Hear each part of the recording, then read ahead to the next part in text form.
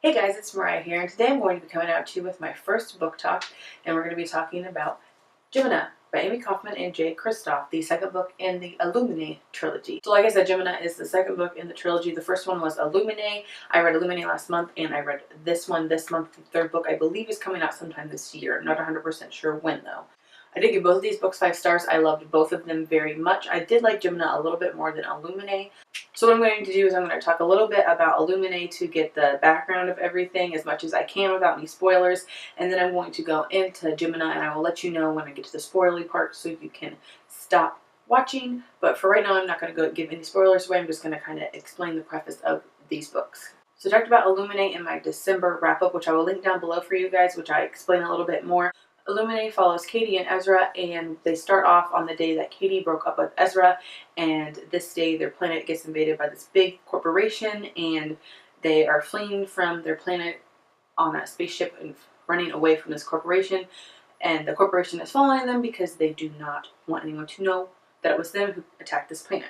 So this is what I'm going to say about this right now. I don't want to give anything away. Gemina starts off, I believe, about 4 minutes after the ending of Illuminae, but it follows 2 different characters. It follows Hannah and Nick, and these characters are somewhere else in this world, but they do interact with the other characters in the previous book a little bit. The main things I can tell you about this is Hannah's dad is one of the leaders here at where they are, and Nick is basically in some type of gang that his family runs, and Hannah's and Nick's paths cross, and they start off in the journey in this book. They also end up crossing paths with the characters in Illuminae, and it ties it all together. Really did enjoy this book, and the reason why I like this book a little bit more than Illuminae is I think Hannah is my favorite character in this series so far. I really enjoyed Hannah's character and Nick's character a little bit more than I enjoyed Katie and Ezra characters. I do love all the characters in this book, but I like Hannah a little bit more because I feel like she's a little bit more badass and a little bit more fends for herself. Like I said, I did give both of these books a 5 star, and I highly recommend checking these books out.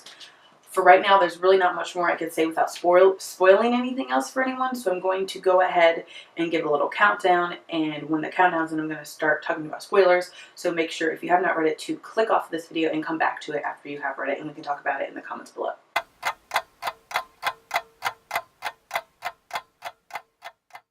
So the main thing I want to say about this is basically, holy shit.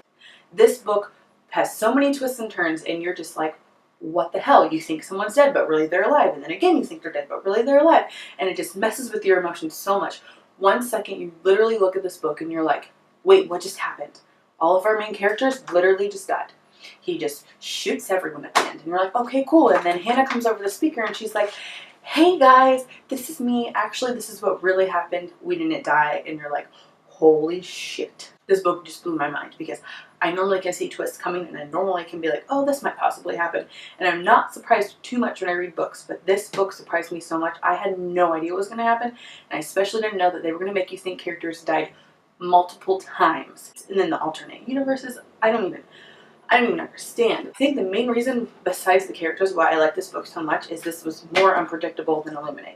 Illuminae was a little unpredictable, but this one just kept coming at you. You think Nick dies, but really he just switched with another Nick in another universe, and then you switch him back and he's alive, and holy shit. But then as soon as he's alive, boom, they get killed. His freaking cousin gets killed, Hannah gets killed, and you're like, oh my god, everyone just died. He blows up the ship that's leaving Corinza, and you're like, oh, okay, cool. Everyone just died. That's how they're going to end the book. Alright. What? You're like, okay, so what the f is going to happen in the third book if everyone just died? Like, what? All of my favorite characters are just gone? No, just kidding. Really, they're alive.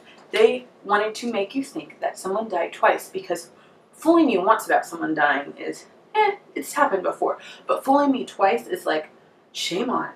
Jeez. Now, another thing I really loved about this book was Hannah's journal and Hannah's drawings. I felt like it was a really good touch. I think the illustrations were better in this book. I thought the layout was better in this book. They kind of already knew what they were doing, so they had a direction and they knew what worked and what didn't work, so they were able to tweak what they've done before and make something that was great even better, and I really enjoyed that about this book.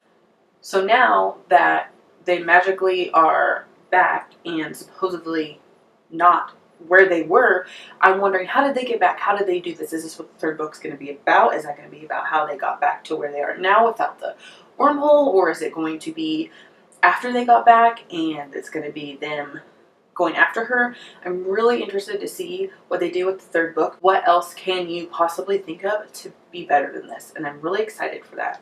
There's a lot of questions that I'm just like, okay, what's happening next? What's going to happen?